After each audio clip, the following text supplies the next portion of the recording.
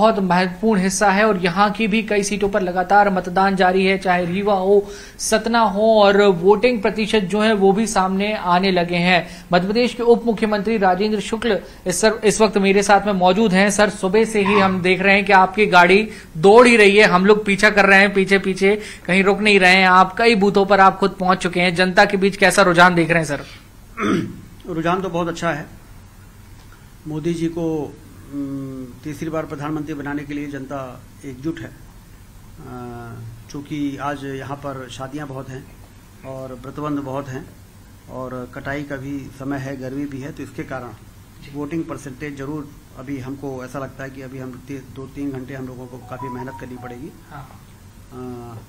लेकिन जो वोटिंग हो रही है उसमें एक तरफा वोटिंग भारतीय जनता पार्टी के पक्ष में हो रही है, ऐसा समझ में आ रहा है।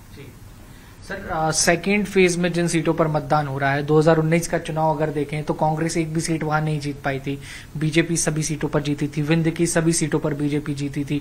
इस बार भी यही सफलता दोहराने की ओर कदम बढ़ा रहे हैं या कांग्रेस से थोड़ी बहुत चुनौती मिली है? सर, नहीं, कोई चुनौती नहीं है। एक तरफा वातावरण है। भारतीय जनता पार्टी का गढ़ है हमारा ये विंध्य क्षेत्र और लोकसभा के चुनाव में मोदी जी के नाम के कारण और ज्यादा कांग्रेस से जो बीजेपी में आए उनका कितना सपोर्ट, उनका कितना काम फील्ड में मिल रहा है? लगा रहे हैं अपनी बार 400 पार, फिर एक बार मोदी सरकार। ये बीजेपी के लोगों का नारा नहीं है, ये देश की जनता का नारा है।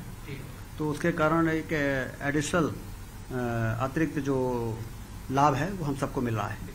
सर, मेरे साथी जुड़े हुए हैं दिल्ली से, नोएडा से, वो आपसे पूछना चाह रहे हैं कि जो बड़ी संख्या में कांग्रेस से कार्यकर्ता बीजेपी में शामिल हुए, नेता बीजेपी में शामिल हुए, अब चूंकि चुनाव है, वोटिंग चल रही है, तो उनकी कितनी मदद मिल पा रही है? उनके आने से थोड़ी और मजबूती बढ़ी है सर बीजेपी में? बिल्कुल स्वाभाविक है कि राजनीति के क्षेत्र में लंबे समय से वो लोग काम कर रहे थे, तो भाजपा में आए और फिर उन लोगों ने मेहनत भी किया अपने स्तर पर। जो उनका दायरा है, क्षेत्र है, वहाँ पर उन लोगों ने बातचीत किया, तो उनके आने से एक और वातावरण का लाभ हुआ, वातावरण अच्छा हुआ, और दूसरा उन लोगों ने मेहनत की तो लोगों को डाइवर्ट भी किया है, तो इसका निश्चित रूप से फायदा मिला है। सर, मोदी जी की गारंटी की भी गारंटी होती है, आप लोग कहते हैं, लेकिन राहुल गांधी दूसरी तरफ मध्य प्रदेश में भी आए, कई जगहों पर उन्होंने प्रचार किया, सामाजिक न्याय की बात की, महिलाओं को न्याय की बात की, युवाओं को न्याय की बात की। किसकी बातों की डिलीवरी जनता तक बेहतर हो पाई? जनता का भरोसा किसके साथ सर? जनता का भरोसा मोदी जी के साथ है। इस देश के गरीबों को ये भरोसा है कि मोदी जी हमारी गरीबी दूर कर सकते हैं, उनमें क्षमता है। युवाओं को इस बात का भरोसा है कि हमारे भविष्य को बेहतर बनाने का काम मोदी जी कर सकते हैं। किसानों को ये भरोसा हो गया है कि उनको समृद्धशाली बनाने का काम मोदी जी कर सकते हैं, उनके अंदर क्षमता है। और महिलाओं को भी ये भरोसा है कि महिला के सशक्तिकरण के लिए जिस प्रकार के कार्यक्रम उन्होंने चलाए हैं और उनके मान सम्मान को सुरक्षित कर ग्रेसफुल जीवन वो जी सकें, उसके लिए जो उन्होंने काम किए हैं, तो महिलाओं के वर्ग में भी ये है कि हमारे सशक्तिकरण के लिए मोदी जी ही सबसे सक्षम नेता हैं जो इस पे काम आगे बढ़ा सकते हैं। तो कुल मिला के इसीलिए तो पूरब से लेकर पश्चिम और उत्तर से लेकर दक्षिण तक पूरे देश में आवाज़ उठ रही है कि अब की बार 400 पार और फिर एक बार मोदी सरकार। सर, एक और महत्वपूर्ण सवाल, चूंकि आप तो पूरे मध्य प्रदेश में ही राजनीति को बहुत करीब से देखते हैं और अब थर्ड और फोर्थ फेज के भी आने वाले समय में इलेक्शन होने हैं। थर्ड फेज की हम बात करते हैं तो वहां पे बहुत महत्वपूर्ण सीटें हैं, ज्योतिरादित्य सिंधिया हैं, शिवराज सिंह चौहान हैं, ऐसे तमाम बड़े नेता चुनावी मैदान में हैं। तो कितना रिजल्ट जो है वो बीजेपी के फेवर में आप जाता हुआ आने वाले फेजेस के लिए भी आप पॉजिटिव हैं?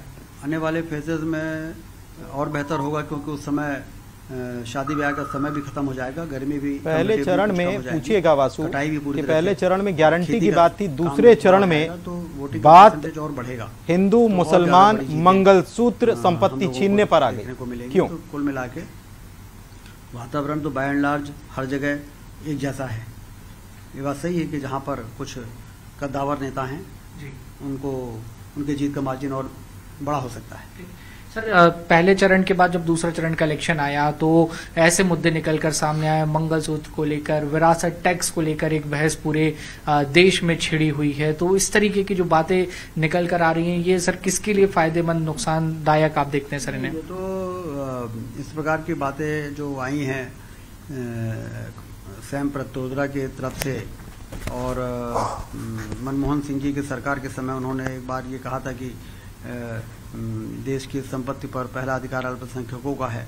तो इस प्रकार से जो बातें कही गई और जिस प्रकार से विरासत टैक्स जो अमेरिका में है उसको मध्य प्रदेश हिंदुस्तान में लागू किया जाएगा, इस प्रकार की बातों से लोगों के अंदर इस बात का डर है कि भाई कांग्रेस एक तो लंबे समय तक सत्ता में रहने के देश के विकास की दर को उस सीमा तक नहीं पहुंचाया जहां जरूरत थी, मुद्रास्फीति न्यूनतम स्तर पर पहुंच गई, आर्थिक अर्थव्यवस्था पूरी तरह से अस्त व्यस्त हो गई, जो मोदी जी ने अब उसको व्यवस्थित करके 5वें नंबर की अर्थव्यवस्था बना दिया है, 5 वर्षों में से तीसरे नंबर पर, और फिर 2047 तक इसको नंबर 1 की अर्थव्यवस्था बनाएंगे। एक तरफ इस प्रकार के सकारात्मक काम मोदी जी के नेतृत्व में हो रहे हैं, गरीबों के कल्याण के काम भी हो रहे हैं, देश के चौतरफा मजबूत इंफ्रास्ट्रक्चर बन जाए इसके लिए कहीं धन की कमी आड़े नहीं आ रही है। गांव-गांव में नल से जल देने के लिए एक एक जिले में 2-2, 3-3 हजार करोड़ के प्रोजेक्ट पे काम चल रहे हैं। बहुत बड़ा देश पे कर्ज बढ़ा है, फंड का अरेंजमेंट की दाद देनी पड़ेगी। और वहीं दूसरी ओर इन लोगों के इस प्रकार के विचार आ रहे हैं कि कोई व्यक्ति ने यदि जीवन भर मेहनत करके पसीना बहा के और कोई संपत्ति बनाई है और वो अपने बच्चों को जब देगा तो 55% सरकार उसको काट लेगी और फिर ऐसे लोगों में बांट देगी जो मनमोहन सिंह ने कहा था कि अल्पसंख्यकों का अधिकार पहला है। तो ये तो एक तरह से अजीब स्थिति हो जाएगी पूरे देश में, इसलिए इस पर बहस चल रही है और मोदी जी ने इसको बहुत स्पष्ट शब्दों में इसको क्रिटिसाइज किया है। इससे मोदी जी के प्रति और लोगों का भरोसा बढ़ा है कि मोदी जी के रहते इस देश में कोई भी इस प्रकार की हरकतें नहीं हो सकती हैं जो लोगों के अंदर भय और का वातावरण पैदा करे और एक निर्भीक जीवन वो जी सके। ये मौलिक अधिकार है नागरिक का और इसलिए इस प्रकार के कोई भी बातों को भारतीय जनता पार्टी बर्दाश्त नहीं करेगी। ठीक, देखिए चाहे देश बहुत शुक्रिया आपका।